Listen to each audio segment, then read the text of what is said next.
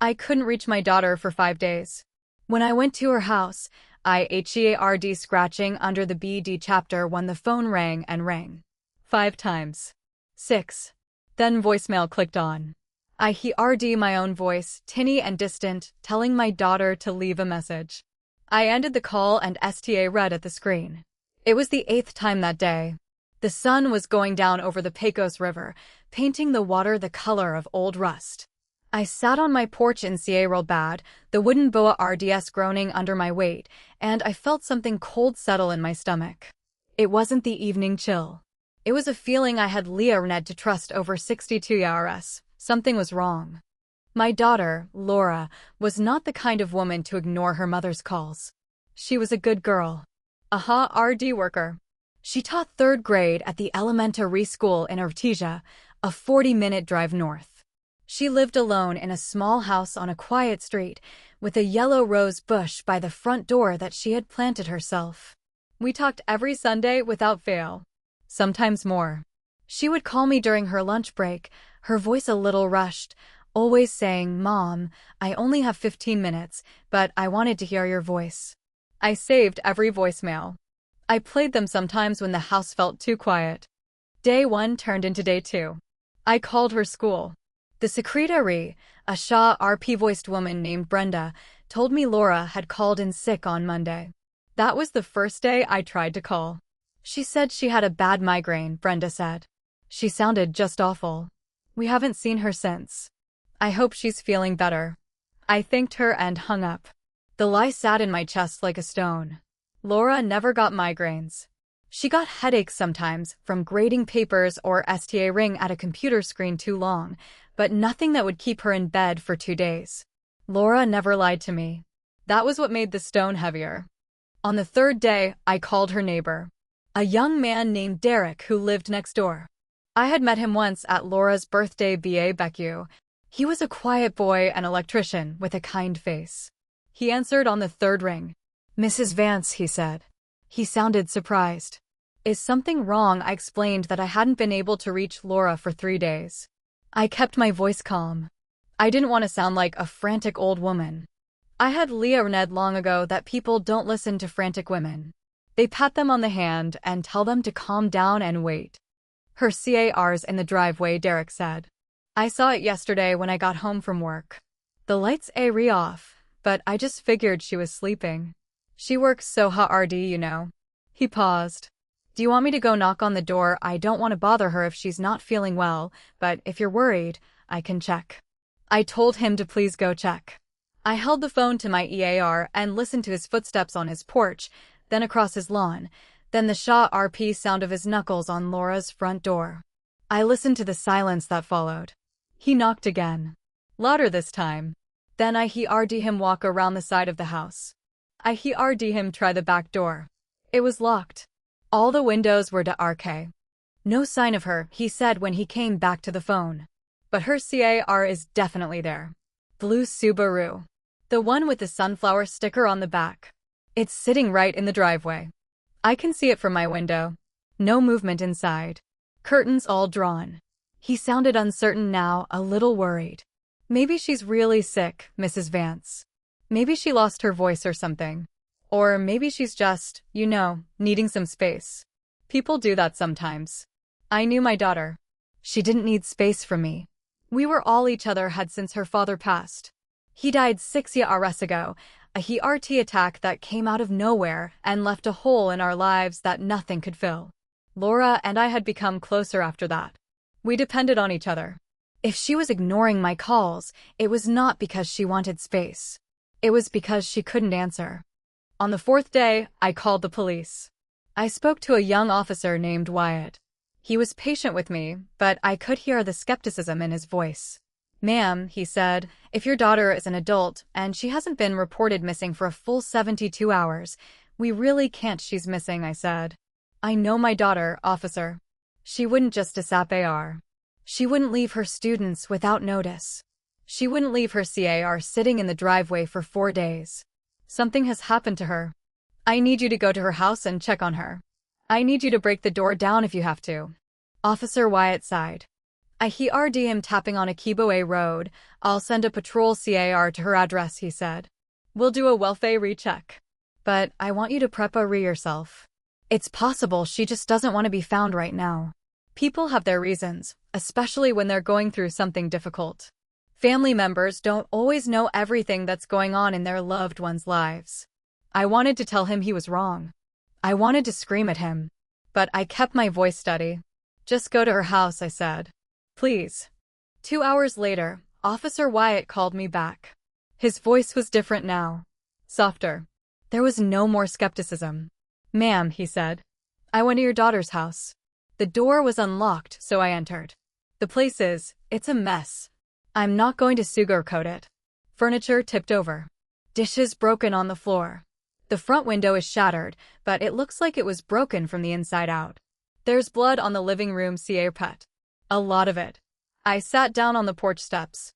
The wood was cold through my jeans. I gripped the phone so hard my knuckles went white. Is she there? I asked. My voice was a whisper. Is my daughter there, ma'am? Your daughter is not in the house. There's no sign of her. But I'm going to be honest with you. Given the condition of the house and the amount of blood, I have to tell you that this looks very serious. I've already contacted the detectives. We're going to do a full investigation. I need you to come to the station tomorrow and give a formal statement.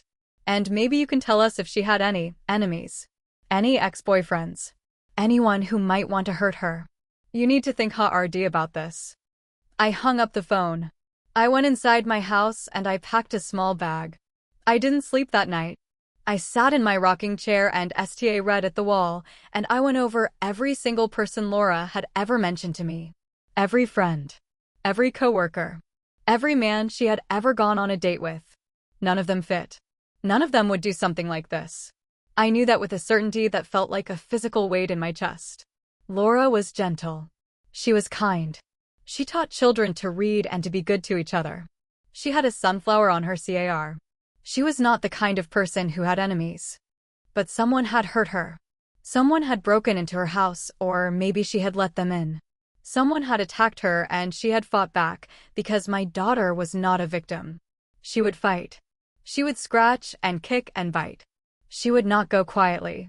That was the only comfort I had in the dark hours before dawn. My daughter was a fighter. On the 5th day, I drove to Artesia. I drove through the flat, dry landscape, past the oil pumps that nodded like metal birds against the sky. The sun was hot and white. The road was empty. My hands were steady on the wheel even though my heart felt like it was going to hammer its way out of my chest. I didn't go to the police station. I drove straight to Laura's house. The address was burned into my brain. 312 Sycamore Lane. A little white house with blue trim. The yellow roses were still there, just rooting to wilt. There was yellow crime scene tape stretched across the front door. The police had sealed the house. I stood on the sidewalk and read at the tape. The front window was boarded up. The door was closed. There were no officers around. It was a weekday morning and the neighborhood was quiet. Kids were at school. People were at work. The whole world was going about its business as usual while my daughter was missing and there was blood on her carpet. I walked around the back of the house. The back door had been forced open. The wood splintered around the lock. I peered through the small window in the door. The kitchen was a disaster. The refrigerator was open. Food had spilled onto the floor. There was a chair tipped over. A mug was broken on the tile. I tried the handle. It was unlocked. The police had secured the front, but they had left the back door open. Or maybe someone else had opened it. I pushed the door and it swung inward with a low creak. My heart was pounding. I knew I shouldn't go in. I knew it was a crime scene. I knew I was contaminating evidence. But I also knew that the police weren't looking for Laura the way I was. They were looking for evidence of a crime. They were looking for a suspect. They would find whoever did this. But I was looking for my daughter. I was looking for a clue that only a mother would notice. Something small. Something that would tell me where she was. I walked through the kitchen and into the living room. The furniture was overturned. The glass from the front window was scattered across the floor.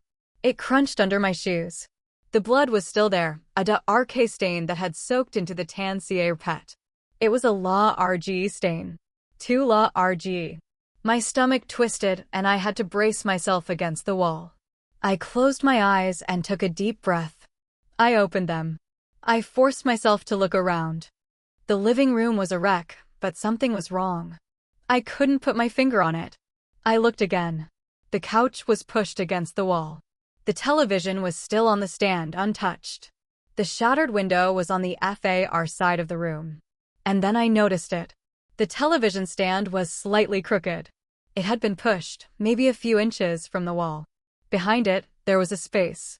A small space. And in that space, I could see the edge of a door. A door I had never known existed. A door that didn't lead to the basement, because Laura's house didn't have a basement. This was Texas. The ground was Tuha Road. So, what was behind that door? I pushed the television stand aside. It scraped against the floor. Behind it was a door. A small door. Wooden, painted the same color as the wall. A crawl space. Laura had never mentioned a crawl space. I grabbed the handle and pulled. The door swung open. There was a dark space beyond it, filled with dust and the smell of Artesia. I pulled out my phone and turned on the flashlight. The beam cut through the darkness. It was a small room, maybe 6 feet by 6 feet. The walls were dirt. The floor was dirt. There was a light bulb on a string, but the bulb was broken. I was about to close the door when I heard it. A faint, scraping sound. Like something being dragged across the ground. It was coming from inside the crawl space. I pointed my flashlight into the darkness and listened. The scraping stopped. I held my breath. The only sound was my own heartbeat, loud and fast in my ears. I took a step back. I didn't want to go in there. Every instinct told me to run. But my daughter was missing. And there was a sound coming from the darkness. I leaned forward, bracing my hand against the wooden frame. Laura. I called out. Laura, is that you? The silence was heavy. And then I heard a low moan. A sound so faint I almost missed it. I crouched down and aimed the light into the crawl space again. The beam swept across the dirt floor. I saw old boxes. A pile of rags. And then I saw a shadow. A shape. A person. Lying on the ground, really visible. The person moved. The arm shifted. The hand reached out. And then I heard the scratching again. Fingernails on dirt. Slow. Weak. Desperate. Laura, I whispered. I crawled into the crawl space. The dust filled my nose and throat. I ignored it. I crawled toward the shape. The flashlight beam trembled. The person was lying face down. They wore a gray t-shirt. The same shirt I had seen Laura wear on the last video call we had. I reached out and touched the person's shoulder. The body was alive. The person turned over. It was not Laura. It was a woman. A young woman with a battered face, cuts and bruises covering her skin. Her eyes were swollen. Her lips were cracked. But she was alive. She grabbed my wrist with a grip that was surprisingly strong. Please, she croaked. Help me. Don't let him find me. Who? I asked. Who did this to you? Where is my daughter? The woman's eyes filled with tears. I'm Laura's friend, she gasped. My name is Emma. I came to visit her 5 days ago. We were just having coffee. He came in. He attacked her. He took her. He said he would come back for me. I hid in here. I've been hiding in here for 5 days. He's going to come back. He told me he would. You have to get me out of here. Who? I demanded. Who is he? And then I heard it. The front door of the house opened. Heavy footsteps on the wooden floor. I heard a man's voice call out, Emma, you still in here? Baby, I told you I'd come back for you. The voice was calm. Almost cheerful. The footsteps moved across the living room. Tawa rode the crawl space. I turned off my phone flashlight. The crawl space went black. The dust settled around me, thick and suffocating. Emma's breathing was ragged in the darkness. She clawed at my arm, her nails digging into my skin. I could feel the fear coming off her like heat. I put my hand over her mouth. She was trembling violently. We both lay completely still. The footsteps stopped. The man was in the living room now. I could hear him moving around, kicking at the broken furniture. He was humming. A low, tuneless hum. It made the hair stand up on the back of my neck. Emma, he called again. His voice was closer now. He was at the entrance to the kitchen. I brought you some water. And some food. I know you must be hungry. I'm sorry I took so long, baby. Had to take care of some business. But you know I always come back. He laughed. It was a quiet, private laugh. Like he was sharing a joke with himself. You can't hide from me, Emma. You know that. We've been through this before. You always come out eventually. You always do. Because you know that I'm the one who loves you. The only one. I tried to think. My mind was racing. This man knew Emma. He had hurt her before. He was the one who had attacked Laura. He had taken my daughter somewhere. Where and why my daughter lived a quiet life. She had never mentioned Emma. She had never mentioned being in danger. But then, she was a good girl. A private girl. Maybe she didn't tell me everything. Maybe she had secrets she thought were too painful to share. And now she was paying for those secrets. The man's footsteps moved into the kitchen. I heard him open the refrigerator. He hummed a few more notes. Then he stopped. Silence. I heard him take a step. Another step. He was moving toward the back door. The same back door I had come through. He would see it was open. He would know someone was in the house. I squeezed Emma's hand. I pulled her closer to me, into the corner of the crawl space. The smell of Artesia filled my nose. The walls were cold and wet against my back. I reached down and felt around on the dirt floor. My fingers brushed against something hard. A metal pipe. I wrapped my fingers around it. The man stopped at the back door. I heard him exhale. A slow, surprised breath. Well, he said. Somebody left the door open. That's not good. That's not good at all. His footsteps turned. He was walking back into the living room. Closer to the crawl space. Emma, he said. You let somebody in here. Didn't you let somebody see you? That's okay. That's okay, baby. You're just SCA red. I understand. But you know the rules. No one can know about us. No one can see you. He stopped right in front of the television stand. The one I had pushed aside. I could see his shadow through the gap in the door. He was big, tall, and broad-shouldered.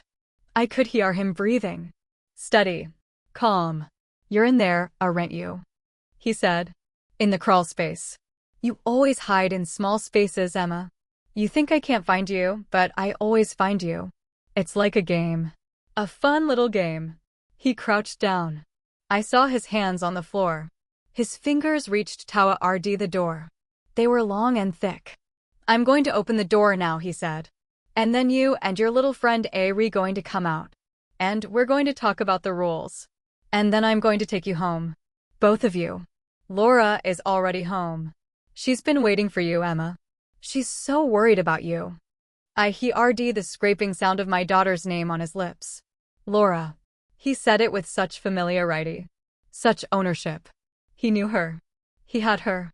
The rage surged through me. It was a hot, red flood that burned away the fear. I was 62 years old. I had buried a husband. I had raised a child on my own. I had worked 3 jobs at one time to put food on the table. I had survived a lot of things. And I was not about to let this man take my daughter. I tightened my grip on the metal pipe. The door swung open. The man's face apé red in the gap. He had dark flat eyes. A thin mouth. A Ramirez tan. He looked like any man you'd see in a grocery store. He looked like nothing. And that was the worst part. This monster looked just like a normal person. He smiled when he saw me. A wide, slow smile. Well, hello there, he said. You must be Laura's mom. She told me so much about you. She said you were a fighter. She said you'd never stop looking for her. He laughed again. She was right. I swung the pipe. The metal connected with his face. I felt the impact travel up my arm, jarring my shoulder. He grunted and fell back, his hand flying to his nose. Blood poured through his fingers. He staggered to his feet. He was still smiling. That hurt, he said. That really hurt. You're a tough old bird, aren't you? That's good. That's good. Laura will be so happy to see you. I'm going to take you to her right now. You can be together. We'll be a family. He reached into the crawl space, his bloody hand grabbing for my ankle. I kicked at his hand. I grabbed Emma by the arm and dragged her out of the crawl space.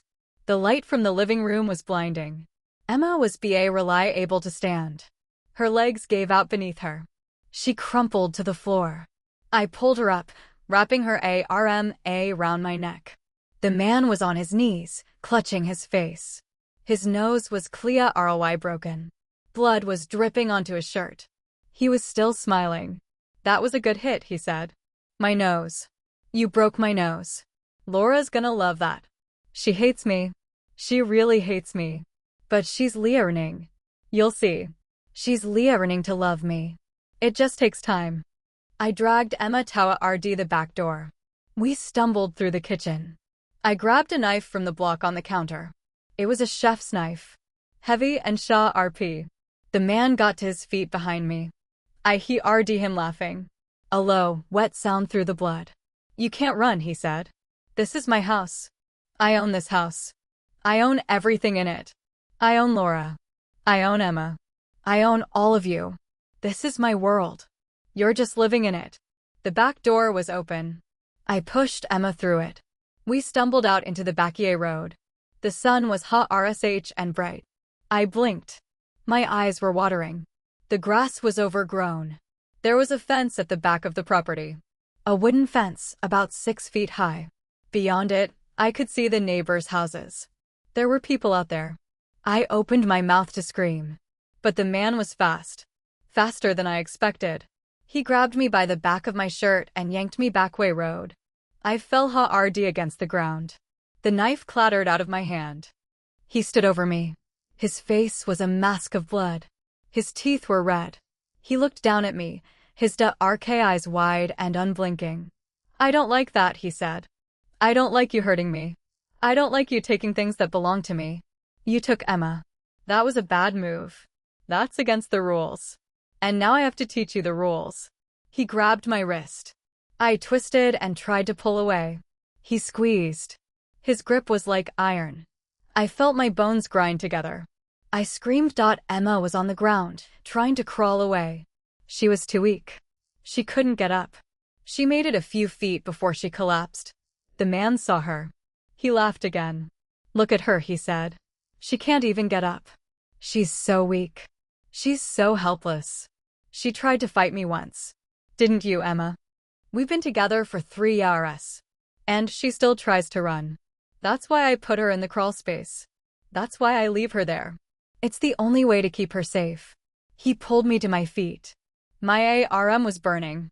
I saw the knife on the ground, just a few feet away. I lunged for it.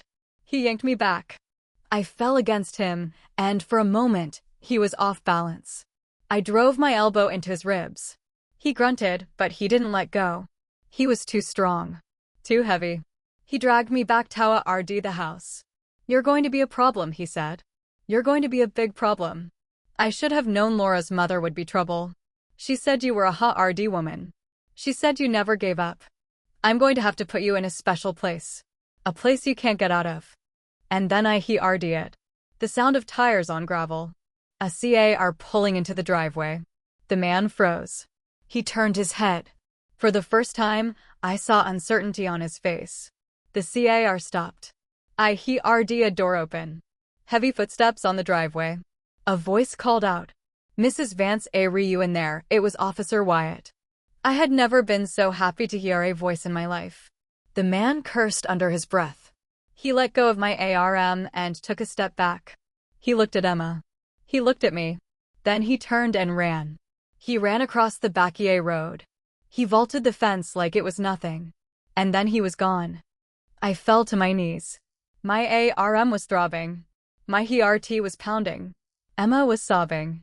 Officer Wyatt read in the backyard, his gun drawn. He looked at me. He looked at Emma. His face went pale. What happened? He demanded. Who is that? Are you okay? Is that Laura? I shook my head. It's not Laura, I said. He took her. He said he had her. He said he was going to take us to her. You have to find him. You have to find my daughter. The officer called for backup. An ambulance arrived. They took Emma away. I refused to go. I was shaking. My arm was swelling. But I refused to leave Laura's house. I sat on the back steps. Officer Wyatt brought me a glass of water. He tried to get me to talk. To tell him everything. But I was too far gone. I was thinking about Laura. She was somewhere out there, probably locked in a basement or a cage. And I had let the man get away. I had been so close. I had almost killed him. I had had the knife in my hand. And I had let him escape. "I'm sorry," I said to the officer. "I'm so sorry. I don't know his name. I don't know where he took her. He just kept talking about rules. About owning her. About owning all of us. He said he was going to make us a family. Do you know what that means? Do you understand what kind of man we're dealing with?" Officer Wyatt sat down next to me.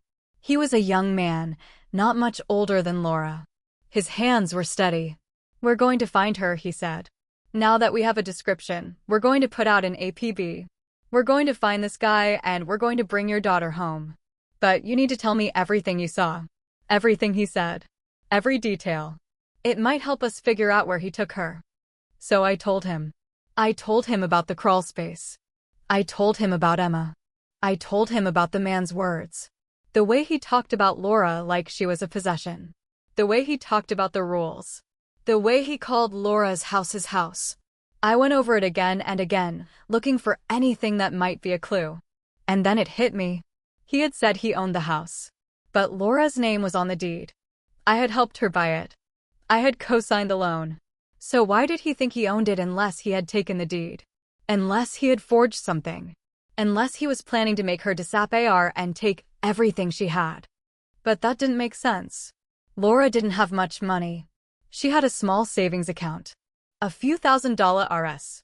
The house was worth something, but not enough to kill for. Not enough to kidnap for. There had to be something else. Something I was missing. Something Laura hadn't told me. I replayed the man's words in my head. He said, "Laura's gonna love that. She hates me. She really hates me. But she's learning to love him." That was the key. He thought he could make her love him. He was delusional. He was building a fantasy world in his head, and Laura was a character in it. "Officer," I said. "He's not just a kidnapper. He's obsessed with her. He thinks she's his.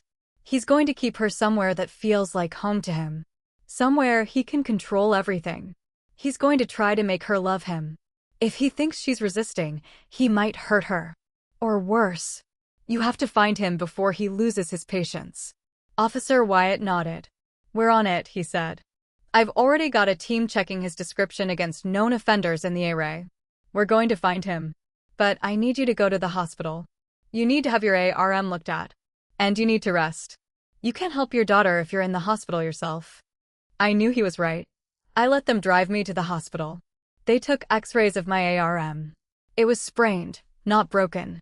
The doctor told me to rest it. I ignored him. I called the police station every 30 minutes. They told me there was no news. They told me to be patient. They told me to go home and wait. But I couldn't. I sat in the hospital waiting room and I thought about Laura. I thought about her bright smile. Her laugh. The way she tilted her head when she was confused about something.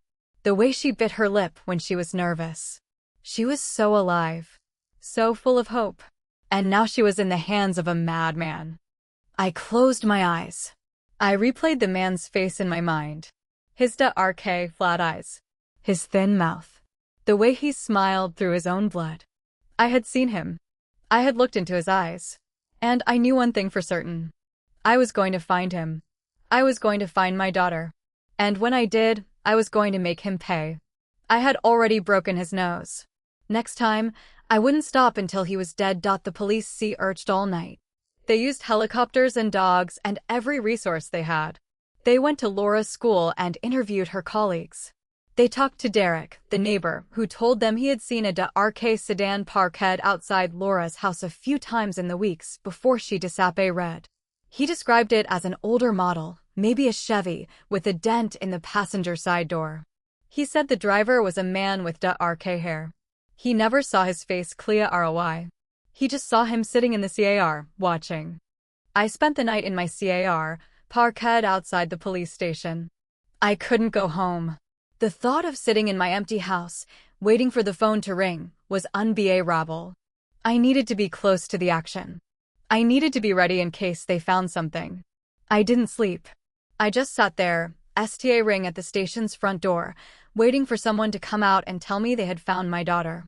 No one came. In the morning, I went inside. Officer Wyatt looked exhausted. His eyes were red-rimmed. He had been working all night. "We have a lead," he said. He looked grim. "Emma is out of surgery. She's going to be okay. She's still weak, but she's able to talk." She told us the man's name. He goes by David. David Morse. He was her ex-boyfriend. He was abusive. She left him 3 years ago. She came to Artesia to get away from him. She met your daughter at a support group for domestic violence survivors. They became friends. Laura was helping her. She was hiding Emma. She gave her a place to stay whenever David got out of control. He must have found out where Laura lived. He must have been following her. My heart sank. Laura had been helping a friend. She had been trying to protect someone. And it had cost her everything. "Where is he now?" I asked. "Did you find him?" Officer Wyatt shook his head. "Not yet. We've searched his known addresses. He's not there. But we found something else." Emma gave us a list of places he used to take her. Places he considered safe. "There's an old hunting cabin in the foothills. It's been abandoned for years. It's owned by his uncle. We think he might have taken Laura there. We're sending a team out right now. You can't go with them. You need to stay here." "I'm not staying here," I said. "I'm going with you. He knows me now. He knows I'm Laura's mother. If he sees me, maybe he'll get rattled. Maybe he'll make a mistake." I looked Officer Wyatt in the eye. "I broke his nose. He's not going to forget that. He'll want to confront me. He'll want to prove that he's stronger. I can be bait if I have to. I'll do whatever it takes to get my daughter back." Officer Wyatt considered this. He looked at me for a long time. I could see the war in his eyes. He wanted to say no. It was against protocol. It was dangerous. But he knew I wasn't going to back down. "If we see him," he said finally. "If we get there and he's still there, you stay behind me. You do exactly what I say. You don't try to be a hero. Promise me." "Promise," I said. The ride to the foothills took 40 minutes. I was in a police cruiser, sitting in the back seat. Officer Wyatt and another officer, a young woman named Reyes, were in the front. They were talking quietly on the radio. The foothills were dry and brown, covered in scrub brush and mesquite. The road turned to gravel. We passed a few scattered houses, trailers mostly, with junk piled in the yards. And then we turned onto a dirt track that led into a narrow valley. The cabin was at the end of the track, half hidden by a clump of cottonwood trees. It was small and weathered, the wood gray and splintered. There was a chimney. A rusted pickup truck was parked outside. The same dent on the passenger side door. "He's here," Officer Wyatt said. He pulled over about 50 yards from the cabin. We all got out. The officers drew their guns. They motioned for me to stay behind them. I stayed close, but I didn't hide. I wanted to see. I needed to see. We crept toward the cabin. The front door was open a crack. I could see darkness inside. There was no sound. No movement. Officer Wyatt kicked the door open and went in. Officer Reyes followed. I was right behind them. The cabin was one big room. There was a small fireplace, a wooden table, a cot in the corner. The cot was empty. The room was empty. There was no sign of Laura. "He's gone," Officer Wyatt said. He holstered his weapon. "Check the perimeter. See if you can find any tracks." Officer Reyes went outside. Officer Wyatt looked around the cabin. He picked up a mug from the table. The coffee inside was still warm. "He was here," he said. "Not long ago. Maybe he saw us coming. Maybe he's watching us right now." I looked out the window. The hills were empty. The sun was high. But the feeling of being watched was overwhelming. It crawled across my skin like an insect. "There's a trapdoor," Officer Reyes called from the back of the cabin. We went outside. She was standing over a square in the ground, covered in dirt and weeds. "A hidden cellar." He had a cellar, Officer Wyatt said. He must have taken her down there. He didn't want her to be found. He lifted the trapdoor. The smell was awful. Rot and EARTH and something else. Something metallic. I covered my mouth. Officer Wyatt shone his flashlight down into the darkness. I saw a dirt floor. I saw a chain. And I saw a pair of shoes. Tennis shoes. White with pink laces. They were Laura's shoes. She had bought them at a mall in Roswell 2 months ago. She had sent me a picture of them. "Mom, these are the most comfortable shoes ever," she had said. "You should get a pair." Officer Wyatt climbed down into the cellar. I heard him moving around. I heard him pick something up. And then I heard him say a word that made my blood run cold. "She's not here," he said. But she was. "Look at this." He held up a chain attached to the wall. At the end of the chain was a metal cuff, open and empty. He had her chained up, he said. "Look at the floor. There's blood. A lot of it. She's hurt. She was trying to escape. She got the cuff off somehow. She got away from him. Or maybe he moved her." I climbed down into the cellar. The smell was worse down here. The walls were wet and cold. I looked at the chain. The metal cuff had been scratched and scraped. She had tried to get it off by rubbing it against the wall. I saw a small, dark patch of hair on the floor. She had pulled her own hair out in desperation. I closed my eyes. A sob escaped my throat. My daughter had been down here, alone, terrified, and I hadn't been able to save her. I failed her. I failed her. And then I heard a sound. It was coming from above us. A car engine. I scrambled up the ladder. Officer Wyatt was right behind me. We ran outside. The rusted pickup truck was gone. I saw it ring down the dirt track, kicking up a plume of dust. "He's in the truck," I said. "He's taking her. He's taking her away from here. We have to follow him." We jumped into the cruiser. Officer Wyatt drove fast, the tires skidding on the gravel. The dust was thick, making it hard to see. We chased the truck. It was moving fast, swerving from side to side. I could see 2 figures in the cab. The driver, David, and another figure slumped in the passenger seat. Laura.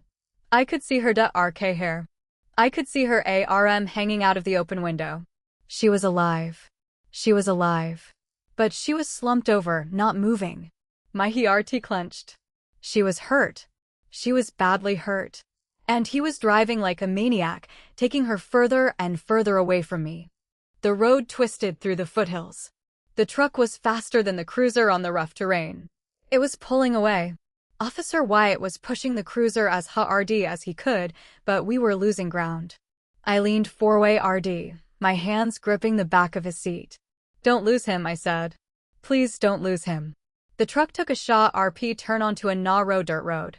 The cruiser followed. The road was really wide enough for one vehicle.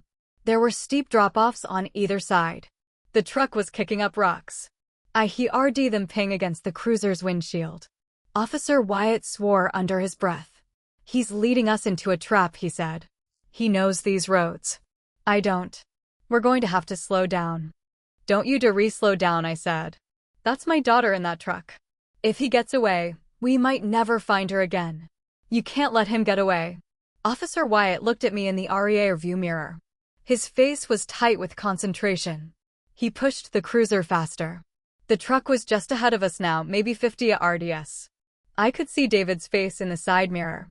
He was looking at us. He was smiling. That same slow, horrible smile. He raised his hand and waved. And then he took the next turn. The truck disappeared behind a wall of rock. Officer Wyatt slammed on the brakes. The cruiser skidded to a stop. The road ahead was blocked. There was a boulder in the middle of the track. A boulder that hadn't been there before. David had set a trap. He had planned this. He knew we would follow him. He had led us here on purpose. I got out of the cruiser. I walked to the boulder. It was massive. It would take a bulldozer to move it. I looked around. There were no other roads. No way around it. He had us trapped. We couldn't go 4-way road. And he was getting away with my daughter. I kicked the boulder. I screamed. I screamed my daughter's name into the empty hills. The sound echoed back at me, hollow and mocking. And then there was silence. The dust settled. The truck was gone. Laura was gone. Officer Wyatt got out of the cruiser. He put his hand on my shoulder. "We'll call for a tow truck," he said. "We'll get this boulder moved. And then we'll keep looking. We're not giving up. We're going to find her." I shrugged his hand off. I walked back to the cruiser and sat down in the back seat. I put my head in my hands. I didn't cry. I was too angry for TRS. I was too determined. I had lost my husband. I had lost years of my life to grief. I was not going to lose my daughter. I was going to find her. I was going to find David Morse. And I was going to make sure he never hurt anyone again. I didn't see a re if I had to TR this entire state APART with my BA hands. I would do it. I would find her. We waited 2 hours for the tow truck. 2 hours of sitting in the cruiser, STA ring at the boulder, watching the sun crawl across the sky. Officer Wyatt made calls on the radio. He talked to dispatch, to his captain, to the CRCH and rescue team. He told them what had happened. He gave them the direction the truck had gone. He asked for roadblocks, for helicopters, for anything that might help. The answers were always the same. "We'll do what we can. We'll keep you posted. Stay where you are." I couldn't stay. I got out of the cruiser and walked around the boulder. The road beyond it was empty. The dirt track continued for another mile or so before it faded into nothing. There were no tire tracks. David had taken a different route. He had known this terrain. He had planned his escape. He had left the boulder there days ago, maybe, waiting for the moment he would need it. The man was methodical. He was patient. He was dangerous. I walked back to the cruiser. Officer Wyatt was on the phone with the tow truck driver. The driver was lost. He couldn't find the turnoff. Officer Wyatt was trying to give him directions. I could hear the frustration in his voice. I got back in the CAR. I closed my eyes. I thought about Laura. I thought about the way she laughed, loud and full, like she didn't see who he RD her. I thought about the way she hugged me, tight and long, like she was trying to hold on to something precious. I thought about the last time I had seen her. 3 weeks ago. She had come to CA real bad for the weekend. We had made chili together. We had watched old movies. She had fallen asleep on the couch, curled up under a blanket, her face peaceful and young. That was the Laura I was fighting for. That was the Laura I would bring home. The tow truck finally arrived. It took another hour to move the boulder. The sun was STA rooting to go down when the road was clear. Officer Wyatt got back in the cruiser. He looked exhausted. His face was drawn and pale. "We'll keep going," he said. "The road ends about a mile up. There's a network of trails beyond that. He could have taken any of them. We'll have to see RCH on foot. I've got a team coming to meet us. They'll bring dogs. We'll find her." But we didn't find her. The CRCH went on all night. We combed the trails. The dogs picked up a scent, but it faded after a few hundred yards.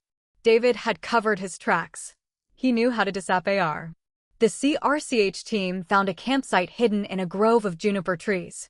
There were tire tracks nearby, but they were old. He had been there, but he was gone. He was always one step ahead. He was playing with us. He was showing us that he was SMA ruder, faster, more prepared. And he had Laura. Every hour that passed was another hour he had with her. Another hour she was alone with him. At dawn, I sat down on a rock and drank some water. My body was aching. My ARM was throbbing. I hadn't slept in 2 days. But I couldn't stop. I couldn't rest. Not while Laura was out there. Officer Wyatt came over and sat down next to me. He didn't say anything. He just sat there. We watched the sun come up over the hills. It was beautiful. The sky was pink and orange. The air was ciel. It should have been a peaceful morning. But all I could think about was Laura. Was she seeing the same sun? Was she even alive? "We found something," Officer Reyes said. She was walking Tawa RDS, her phone in her hand. A local rancher called it in. He was checking his fences this morning. He found a truck abandoned on his property. A rusted Chevy with a dent in the passenger side door. No one inside. He said there was blood on the seat. A lot of it. I was on my feet before she finished the sentence. "Where?" I said. "Where is it?" The rancher's property was 10 miles away. A sprawling piece of land with cattle and dry grass and a long dirt road that led to a barn. The truck was parked behind the barn, half hidden by a pile of old hay. The blood was on the passenger seat. Dark and sticky. I put my hand on it. It was still wet.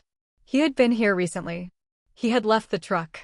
He had taken Laura somewhere else. But why? Why leave the truck he had been so careful, so methodical? Why abandon his vehicle? Maybe he switched cars, Officer Wyatt said. Maybe he had another vehicle stashed nearby. We'll see RCH. He was already on the radio, calling for more units. The CRCH expanded. They searched the barn. They searched the rancher's house. They searched the surrounding fields. They found nothing. No sign of Laura. No sign of David. He had vanished into the vast, empty landscape of southeast New Mexico. I stood by the truck and looked at the blood. It was Laura's blood. I knew it with a certainty that made my stomach turn.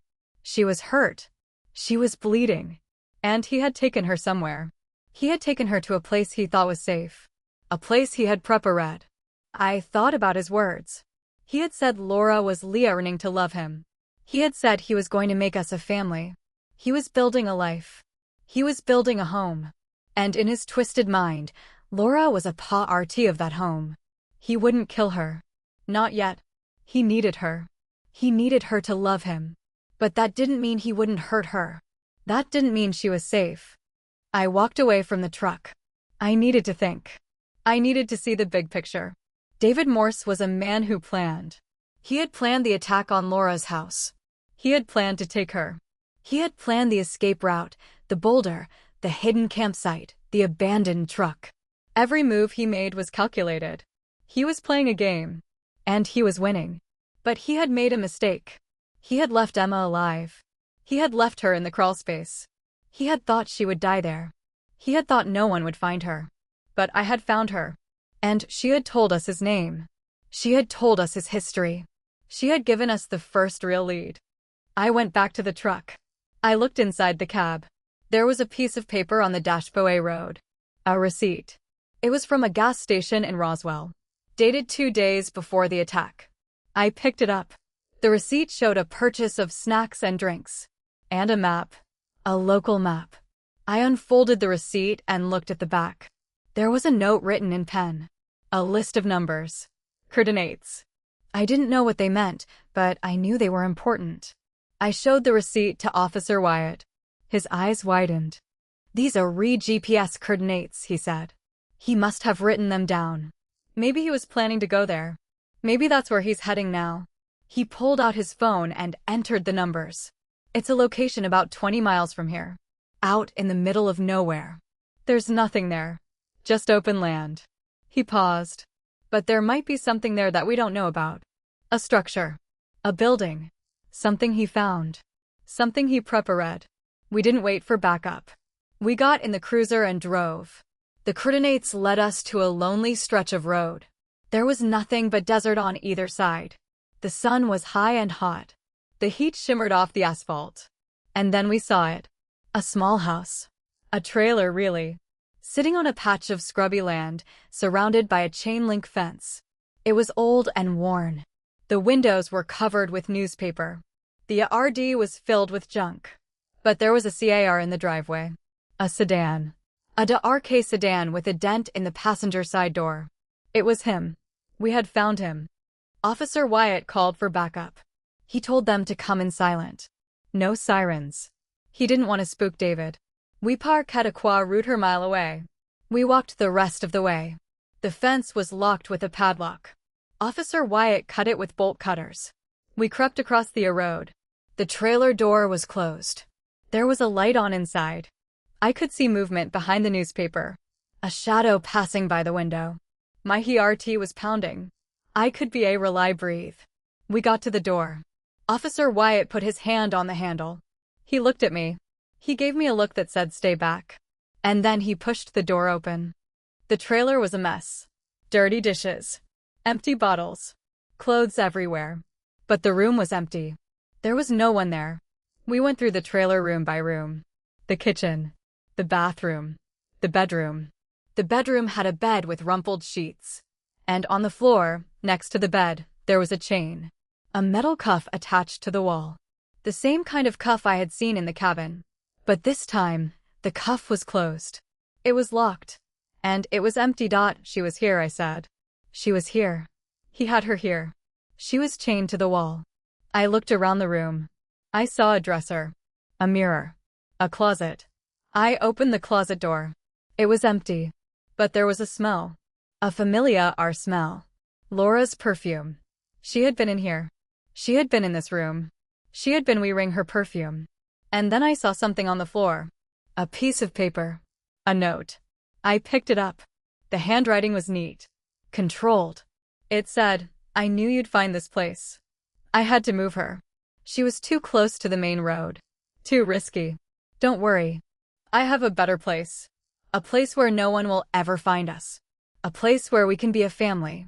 I'll send you a postcard road, love, David. I crumpled the note in my hand. I wanted to scream. I wanted to break something. But I didn't. I just stood there. I looked at Officer Wyatt. He looked at me. We were both thinking the same thing. He had won. He had escaped again. He had Laura. And he had vanished.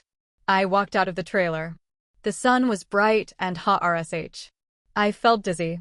I leaned against the chain-link fence and closed my eyes. I thought about the note. He had said he was going to send a postcard road. That was the clue. He was going to taunt us. He was going to play with us. He wasn't done yet. This was just the beginning. I opened my eyes. I looked at the empty landscape. Somewhere out there, David Morse was hiding my daughter. And I was going to find her. I had to. I was the only one who could. The police were too slow. Too methodical. They followed the rules. David didn't. He broke the rules. He made his own rules. And I had to break them too. I had to think like him. I had to get inside his head. I had to find the place where he thought he was safe. And when I found it, I was going to take my daughter back. I went home to see real bad. The police told me to wait. They told me they would handle it. They told me they would find her. But I had seen their faces. I had heard the doubt in their voices. They didn't know where to look. They didn't know how to think like David Morse. I did. I was a mother. I had spent years knowing what my daughter needed before she needed it. I knew the sound of her cough before she got sick. I knew the look in her eyes when she was hiding something. I knew her. And I knew she was out there, terrified and alone, and she was waiting for me. I sat in my rocking chair and I went over everything. The crawl space. The cabin. The trailer. The note. Every detail. I replayed his words in my head.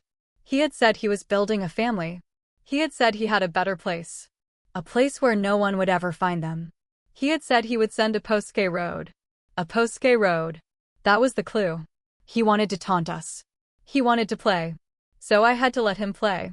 I had to wait for his next move. I had to be ready. The postcard came 3 days later. It was in my mailbox when I went to check the mail. A plain white postcard with a picture of a desert sunset. No postmark. He had dropped it off himself. I read the message on the back. It was short. She's doing well. She's learning to be happy. She misses you, but she understands. She knows I'm the one who loves her. She knows I'm the one who will take care of her. You don't need to worry. She's safe. She's home. Love, David. I turned the postcard over. There was no address. No return address. But there was a detail. A small detail that most people would miss. The sunset picture was taken from a specific angle. A specific location. I had seen that sunset before. I had seen it on a trip Laura and I had taken years ago. We had driven through the Guadalupe Mountains. We had stopped at an overlook. The view had been breathtaking. Laura had taken a picture. She had said it was the most beautiful thing she had ever seen. I had looked at the postcard and I knew. He had taken her to the mountains. He had taken her to a place that was meaningful to her. A place she had told him about. A place that was special to us. I called Officer Wyatt. I told him what I had found. He was skeptical. It's just a sunset picture, he said. Thousands of people take pictures of sunsets. It doesn't mean anything. It means everything, I said. I know this place. I know exactly where it is. He took her there because she told him about it. She told him about our trip. She told him about the Overlook. He's keeping her somewhere near there. I'm going to find her. Mrs. Vance, you can't just go out there alone, he said. This man is dangerous. He's already hurt you. He'll hurt you again if you get in his way. Let us handle it. Let us see Artesia. We'll find her. I hung up the phone. I packed a bag. I got in my car and I drove to the Guadalupe Mountains. It was a 3-hour drive. I spent the whole time thinking about Laura. I thought about her smile. I thought about her laugh. I thought about the way she held my hand when we walked together. I thought about the way she said, "I love you, Mom," every time we said goodbye. I was not going to let that be the last time. I was going to bring her home. The Overlook was empty. The sun was setting. The sky was on fire with color. It was beautiful, but I didn't stop to enjoy it. I got out of my car and I looked around. There was a trail leading down from the Overlook. A narrow trail that wound through the rocks. It was steep and treacherous. I followed it. I climbed down the rocks. My hands were raw. My knees were scraped. But I didn't stop. I kept going. The trail led to a small canyon. A hidden valley. And at the bottom of the valley, there was a cabin. A small, well-maintained cabin. Smoke was coming from the chimney. There was a den in the road. There was a clothesline with laundry hanging on it. Laura's clothes. I crept toward the cabin. My heart was pounding. I could hear voices inside. Laura's voice. And David's voice. They were talking. Quietly. Calmly. Like they were old friends. Like they were living a normal life together. I peered through the window. I saw Laura sitting at a table. She was pale. She was thin. There were bruises on her arms. But she was alive. She was talking to David. He was standing over her, holding a cup of coffee. He was smiling. That same slow, horrible smile. He handed her the cup. She took it. She didn't resist. She didn't fight. She just sat there and drank the coffee. Like she had given up. Like she had accepted her fate. I couldn't believe what I was seeing.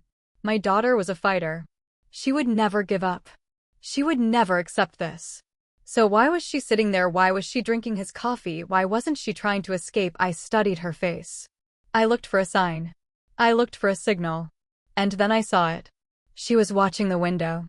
She was looking for me. She knew I was coming. She was waiting for me. She had been waiting for me all along. I moved away from the window. I circled around the back of the cabin. There was a back door. It was unlocked. I pushed it open and slipped inside. The cabin was small. The kitchen was cluttered.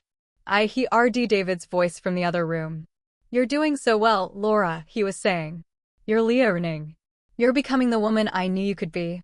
I'm so proud of you. We're going to be so happy together. We're going to be a family." I grabbed a cast iron skillet from the stove. It was heavy and solid. I walked into the living room. David's back was to me. Laura looked up. Her eyes widened. She didn't say anything. She didn't make a sound. She just looked at me. And I swung the skillet. I swung it with all my strength. It connected with the back of his head. He crumpled to the floor. He didn't move. I stood over him. I raised the skillet again. I was going to hit him again. I was going to kill him. But Laura stopped me. She grabbed my wrist. She looked at me with those big, tired eyes. "Mom," she said. "Mom, stop. He's not the one." I froze. I looked at her. "What do you mean?" I said. "He's the one who took you. He's the one who hurt you. He's the one who chained you up." Laura shook her head. Tears were streaming down her face. "He's not the one," she said again. "He was just helping me. He was protecting me. The real one is still out there. He's still coming. He's always coming." I thought I could escape. I thought I could run. But I can't. He's always going to find me. That's why I came here. That's why I let him take me. I needed to hide. I needed to be safe. But he found me again. He found me here. And he's coming back. He's coming back tonight. I looked at David. He was rooting to stir. He groaned. He put his hand to his head. He looked up at me. His eyes were unfocused. You shouldn't have hit me, he mumbled. You shouldn't have hit me. I was trying to help her. I was trying to protect her. But you ruined it. You ruined everything.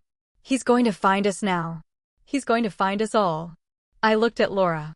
I looked at David. I didn't understand. None of this made sense. Who is he? I demanded. Who are you talking about? Laura opened her mouth to speak. But before she could say anything, we heard it. The sound of a car engine. The crunch of tires on gravel. A car pulling up to the cabin. David scrambled to his feet. His face was white with fear. He's here, he whispered. He's here. We have to hide. We have to hide right now. He grabbed Laura's arm and pulled her toward the back room. I followed them. We huddled in the dark. The front door opened. Footsteps crossed the floor. Heavy footsteps. Slow and deliberate. A voice called out. A familiar voice. A voice that made my blood run cold. Laura, the voice said. Laura, I'm home. I brought you a present. I brought you something special. The footsteps moved into the living room. I peeked through the crack in the door. I saw him. It was Officer Wyatt. Officer Wyatt was standing in the middle of the living room. He was holding a bouquet of flowers. He was wearing a suit. He looked clean and neat and perfectly normal. He put the flowers on the table. He looked around. Laura, he called again. Where are you, sweetie Artie? I know you're here. I saw your mother's car. Did she come to visit you? Is she here too? He smiled. That's perfect. That's just perfect. Now we can all be a family. I looked at Laura. She was sobbing silently. David was trembling. They were both terrified of this man. Officer Wyatt. The man who had been helping me. The man who had been leading the CRCH. The man who had been pretending to CA. He was the real monster. He had been playing us all along. He had been tracking Laura. He had been controlling everything. And now he was here. And he was going to take us all. I stepped out of the back room. I walked into the living room. Officer Wyatt looked at me. He smiled. Mrs. Vance, he said. I was hoping you'd come. I knew you would. You're such a devoted mother. It's one of the things I love about Laura. She got that from you. She never gives up. She always fights. She's so strong. That's what makes her such a good wife. I didn't say anything. I just looked at him. I thought about all the time we had spent together. All the conversations. All the false sympathy. All the lies. He had been right there the whole time. He had been manipulating me. He had been leading me on a wild goose chase. He had been using me to find Laura. He had wanted me to find her. He had wanted to be there when I did. It was all part of his plan. I was just another piece in his sick game. Where is David? I asked. What did you do to him? Officer Wyatt laughed. David, poor David. He was just a distraction. He was so easy to manipulate. All I had to do was convince him that I was after him. That I was going to catch him. He ran. He ran right to Laura. He brought her right to me. He was so helpful. He didn't even know it. He thought he was protecting her. He thought he was being a hero. But he was just doing my work for me. He shrugged. He's not important. He's nobody. You're the one I wanted. You and Laura. We're going to be a family now. A real family. You're going to be my mother-in-law. We're going to be so happy together. I looked at the skillet. It was still in my hand. I looked at Officer Wyatt. His smile was wide and confident. He thought he had won. He thought I was just an old woman. A helpless old woman. He didn't know what I was capable of. He didn't know that I had already killed a man today. I had hit him with this skillet. I had almost killed him. And I was ready to do it again. I was ready to do whatever it took to protect my daughter. I swung the skillet.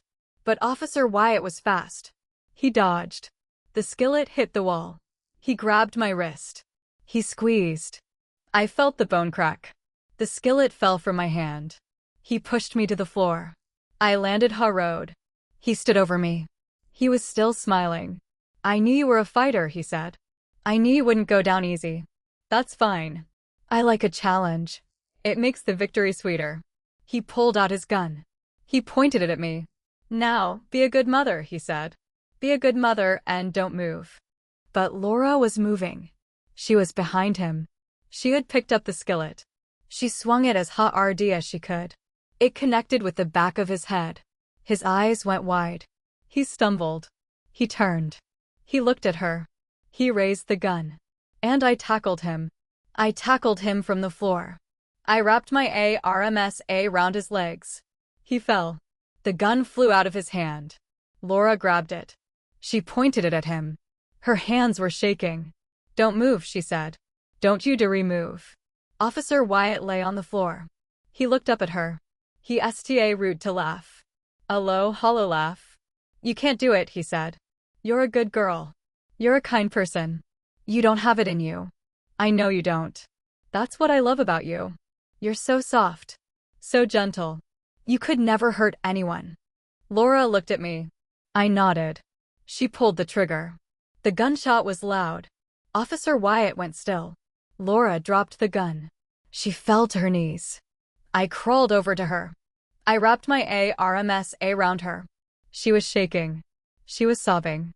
I held her. I held her tight. We stayed like that for a long time. David came out of the back room. He looked at the body. He looked at us. Then he walked over and knelt down next to us. "It's over," he said. "It's finally over." I looked at him. I looked at the body. The sun was rising. The desert was beautiful. I held my daughter. I held her close. And I let myself breathe. The sun was fully up by the time the real police arrived. David had called them on an old landline in the cabin. He told them everything. He told them about Officer Wyatt. He told them about the trail of abuse and obsession that had led to this moment. He told them about his own mistakes, his own weakness, his own guilt. He said he was ready to face whatever came next. He said he just wanted Laura to be safe. I sat on the front steps of the cabin with my daughter wrapped in a blanket. Her bruises were fading. Her eyes were clear. She was going to be okay. The paramedics came and checked her. They checked me too. My arm was broken. I didn't see a re. I had my daughter back. Nothing else mattered. They took Officer Wyatt's body away. They took David too. He went without a fight. He looked back at us once, just once, and he nodded. It was a small gesture. Almost respectful. I didn't know what to make of it. Maybe he was grateful. Maybe he was just tired. It didn't matter. He was gone. The nightmare was over. The drive back to Carlsbad was quiet. Laura sat in the passenger seat. She read out the window at the desert. I drove with one hand, my broken arm resting in my lap. I didn't say anything. There was nothing to say. The words would come later. The TRS would come later. For now, we just needed to be together. We just needed to breathe. When we got to my house, Laura walked inside and sat down on the couch. She looked around at the familiar room. The pictures on the wall. The worn-out armchair. The smell of old wood and coffee. She root to cry. Quiet TRS that ran down her cheeks. I sat down next to her and put my arm around her. "It's okay," I said. "It's all over. You're home now. You're safe. I've got you." She leaned into me. She felt small and fragile, but I knew she was strong. I had always known that. She had survived things that would have broken other people. She had fought back when it would have been easier to give up. She was my daughter. She was a fighter. And she was going to be okay. The days that followed were hard. Laura didn't want to talk. She didn't want to leave the house. I didn't push her. I just made her tea and sat with her. I held her hand when she woke up from nightmares. I told her stories about her father. I reminded her of all the good things in her life. Slowly, she root to heal. The light came back into her eyes. She root to laugh again. It was a quiet laugh at first, tentative, but it grew stronger every day. One evening, she turned to me and said, "Thank you, Mom. Thank you for never giving up on me. Thank you for finding me. I know I wasn't always honest with you. I know I kept things from you. I was trying to protect you. I didn't want you to worry. But you found me anyway. You saved me. You always save me." I squeezed her hand. "I will always find you, Laura. I will always fight for you. That's what mothers do. We never give up. We never stop loving. No matter what happens, you will always be my daughter. And I will always be here for you." She smiled. A real smile. The kind of smile that reached her eyes. I knew then that she was going to make it. She was going to be okay. We were going to be okay. The world moved on. The police closed the case. David pleaded guilty to lesser charges. He went to prison. He wrote Laura a letter. A long, rambling letter full of apologies and regret. She read it once. Then she burned it. I didn't ask what it said. It didn't matter. He was out of our lives. We were free. Life is not about the monsters we face. It's about the strength we find in ourselves and in each other. It's about the love that refuses to break, even when everything else falls apart. It's about holding on. It's about never giving up. We planted new roses by the front door. Yellow ones. Laura's favorite. They grew tall and strong. They bloomed every spring, bright and beautiful. And every time I looked at them, I remembered. I remembered the fight. I remembered the fear. And I remembered the victory. Because love always wins. Love always finds a way. What would you do to save the people you love? Have you ever fought for someone like that? Share your story in the comments below. And subscribe for more stories that remind us just how strong a mother's love can be.